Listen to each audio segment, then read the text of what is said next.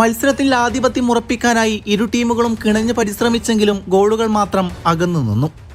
എന്നാൽ ആദ്യ പകുതി അവസാനിക്കാൻ നിമിഷങ്ങൾ ബാക്കി നിൽക്കെ ബാർസ ആരാധകർക്ക് ആവേശം നൽകിക്കൊണ്ട് ഒരു മികച്ച നീക്കം. മധ്യനിരയിൽ നിന്ന് ഗാർഷ്യ നൽകിയ കൃത്യതയാർന്ന ത്രൂ പാസ് ലെവൻഡോസ്കിയിലേക്ക്. പന്ത് നിയന്ത്രിച്ചെടുത്ത് ലെവൻഡോസ്കി ഉഗ്രനൊരു ഷോട്ട് തൊടുക്കാൻ ശ്രമിച്ചെങ്കിലും നിർഭാഗ്യവശാൽ അതിൽ ലക്ഷ്യം കാണാതെ പോകുകയായിരുന്നു. ഇതോടെ ഗോൾരഹിതമായ സമനിലയോടെ ഇരു ടീമുകളും ആദ്യ പകുതിക്ക് പിരിയുകയാണ്. മത്സരത്തിന്റെ 50-ാം മിനിറ്റിൽ ബാർസലോണ വീണ്ടും ആക്രമണം കടുപ്പിച്ചു. വിങ്ങിൽ നിന്ന് റാഫീഞ്ഞ ഒവിയാഡോ ബോക്സിലേക്ക് പവർഫുൾ പാസ് നൽകി.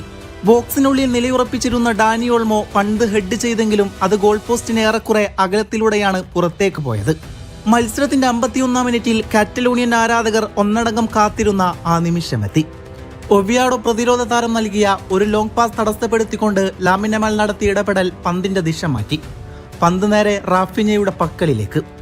റാഫീഞ്ഞ ഒരു ഹെഡറിലൂടെ പന്ത് വീണ്ടും യമാലിന് നൽകാൻ ശ്രമിച്ചെങ്കിലും എതിർ താരത്തിന്റെ കാലുകളിൽ തട്ടി പന്ത് ചെന്നെത്തിയത് ഡാനി ഓൾമോയുടെ മുന്നിലായിരുന്നു. പ്രതിരോധ കോട്ടയിലെ പിഴവ് മനസ്സിലാക്കി ഓൾമോ തൊടുത്തുവിട്ട മനോഹരമായ ഷോട്ട് വല കുലുക്കിയതോടെ ബാർസലോണ മത്സരത്തിൽ തങ്ങളുടെ ആദ്യ ഗോൾ സ്വന്തമാക്കുകയാണ്.